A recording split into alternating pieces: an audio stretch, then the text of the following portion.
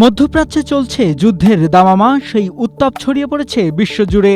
ভবিষ্যতে হতে পারে তৃতীয় বিশ্বযুদ্ধ, এমন আশঙ্কায় নিজেদের সঞ্চয়ের টাকা ও পরিবারের সহযোগিতায় 7 লাখ টাকা খরচ করে থান্ডারবোল্ট মিসাইল ও রকেট বানালেন মামা ভাগ্নে সুজন চন্দ্র পাল ও প্রীতম পাল। তাদের তৈরি মিসাইলের রেঞ্জ 5 কিলোমিটার হলেও ঘণ্টায় 300 কিলোমিটার গতিতে ছুটতে পারে।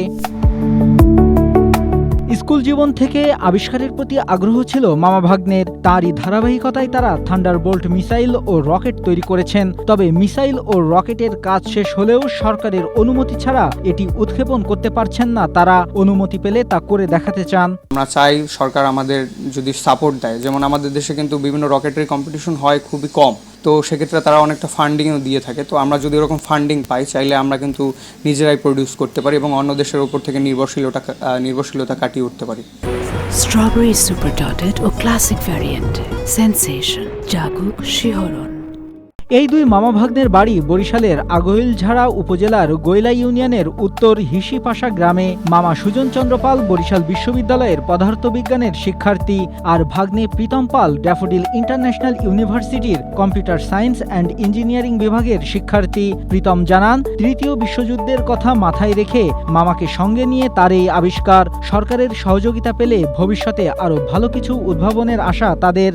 দেখা যায় ভারত পরাশক্তি, পাকিস্তান পরাশক্তি, ইভেন মায়ানমারের সাথেও আমরা যুদ্ধ লাগেও কোনো সময় বাই এনি চান্স আমাদের কিন্তু সার্ভাইভ করা খুব কষ্টকর। এজ এ নাগরিক হিসেবে আমাদের দায়িত্ব দেশের জন্য কিছু করা। তখন চিন্তা করলাম যে একমাত্র শক্তিকে ভয় করে এবং শক্তিকে সমর্থন করে। যার শক্তি নেই সে পৃথিবীতে কোনো জায়গা দখল করতে পারে না, তার কথা কোনো ভ্যালু নেই।